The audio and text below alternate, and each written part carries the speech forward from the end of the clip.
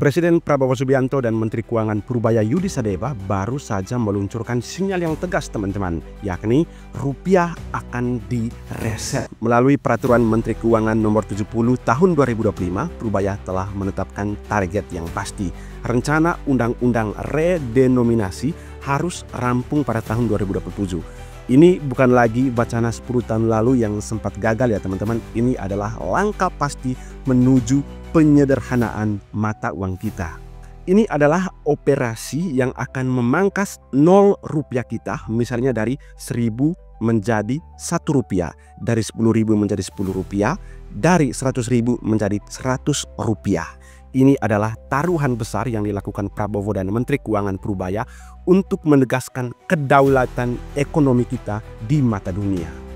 Sekarang mari kita bongkar mengapa redenominasi atau penyederhanaan mata uang ini adalah bagian dari agenda reset ekonomi Prabowo yang sudah kita bahas pada konten sebelumnya. Dan bagaimana langkah berani ini akan mengubah nasib rupiah, geopolitik, dan dompet kita. Pertama-tama mari kita jelaskan apa itu redenominasi. Redenominasi adalah penyederhanaan nilai mata uang tanpa mengurangi daya beli masyarakat. Poinnya di sini ya teman-teman, tanpa mengurangi daya beli masyarakat. Contohnya begini teman-teman, saya ingin membeli sebungkus rokok dengan harga 25.000. Jika redenominasi ini terjadi, maka harga rokok itu akan menjadi 25 rupiah. Yang berubah hanyalah jumlah 0 di belakang angka itu. Sementara nilai barang sebanyak 1 bungkus rokok dan daya beli uang kita dengan uang 25.000 lama tadi, kita tetap bisa mendapatkan 1 bungkus rokok dengan uang 25 rupiah yang baru. Dengan kata lain, ini menghilangkan 3 0 di belakang angka. Ini bertujuan agar transaksi menjadi lebih efisien, mempermudah akuntansi, dan yang paling penting adalah memperkuat citra rupiah di kancah internasional. Nah, disinilah yang teman-teman harus jeli untuk membedakan antara redenominasi dengan sunering ya teman-teman. Kalau sunering adalah pemotongan nilai mata uang secara ekstrim yang mengurangi daya beli dan dilakukan saat ekonomi kolaps seperti yang pernah terjadi di Indonesia pada tahun 1959. Contohnya adalah nilai 1000 tiba-tiba hanya dihargai menjadi 10 rupiah sehingga Anda kehilangan 99% kekayaan Anda. Lalu mengapa rencana ini begitu mendesak di era pemerintahan Prabowo dan Menteri Keuangan Purbaya setelah 10 tahun hanya menjadi wacana?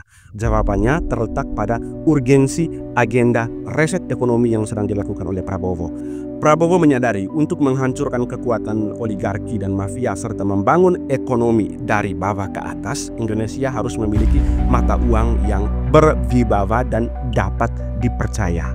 Di mata investor global, mata uang yang memiliki terlalu banyak 0 di belakangnya sering diasosiasikan dengan ketidakstabilan ekonomi masa lalu atau inflasi yang tak terkendali, dan bayang-bayangan psikis kita terhadap ekonomi 98 misalnya itu masih menghantui tidak hanya masyarakat tetapi juga di level investor. Nah, dengan menghilangkan 0, Purbaya tidak hanya membersihkan sampah psikologi sejarah itu atau ketakutan-ketakutan masa lalu itu pada rupiah, tapi juga secara aktif meningkatkan kredibilitas rupiah. Ini akan mempermudah transaksi dagang internasional, meningkatkan daya saing nasional, dan membantu Prabowo dalam upaya mengontrol rantai pasok dan stabilitas harga di tengah 110 perang yang sekarang terjadi di berbagai belahan dunia.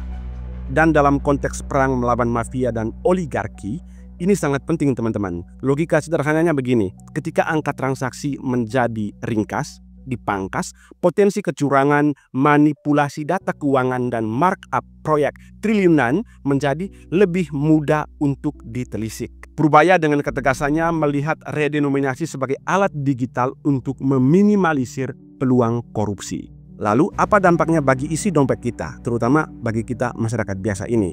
Masyarakat pasti akan merasakan manfaatnya dalam jangka waktu yang lama ya teman-teman. Misalnya anak sekolah tidak lagi harus menghitung dengan angka 0 yang panjang, transaksi di pasar tradisional juga akan lebih cepat dan akurat. Lalu nilai rupiah itu akan terasa lebih kuat yang secara tidak langsung menumbuhkan sikap optimisme dan kepercayaan diri masyarakat terhadap mata uang kita. Ini adalah investasi psikologis ya teman-teman, yang vital di tengah krisis kepercayaan yang sempat digoyahkan oleh demo dan intrik politik dari para mafia sebelumnya. Lalu pertanyaan yang paling penting di benak kita dan juga mungkin di benak investor saat ini adalah apa dampaknya terhadap kurs rupiah terhadap dolar Amerika Serikat? Penting untuk dipahami secara sistematis atau nilai tukar real redenominasi tidak akan langsung mengubah kurs rupiah terhadap dolar. Ilustrasinya seperti ini teman-teman. Saat ini jika 1 dolar Amerika Serikat sama dengan 15.000, setelah redenominasi memangkas 3 nol, yakni 1 dolar akan menjadi 15 rupiah. Nilainya tetap sama, hanya format penulisannya saja yang berubah. Namun, dampak redenominasi tidak hanya berhenti pada matematika, teman-teman. Dampak terbesarnya adalah pada aspek psikologis dan geoekonomi yang pada akhirnya mempengaruhi kepercayaan pasar, faktor penentu utama nilai tukar. Mata uang rupiah yang lebih ringkas menjadi 15 rupiah per dolar terlihat lebih sehat dan modern di mata trader dan fund manager global.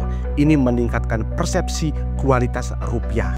Peningkatan persepsi dan kepercayaan ini dapat mendorong capital inflow atau masuknya modal asing karena investor melihat risiko yang lebih rendah. Masuknya dolar ke Indonesia secara alami akan meningkatkan permintaan rupiah yang berpotensi memperkuat nilai tukar secara bertahap. Dan rencana Purbaya tidak main-main teman-teman. Peraturan Menteri Keuangan nomor 70 tahun 2025 ini menetapkan kerangka regulasi harus rampung pada tahun 2026 dan RUU diselesaikan pada tahun 2027. Jika berhasil, Prabowo akan meninggalkan legasi ekonomi terbesar setelah Soeharto, rupiah yang kuat dan berwibawa. Jika gagal, resiko kepanikan publik dan tuduhan sanering akan menjadi bumerang tentunya teman-teman.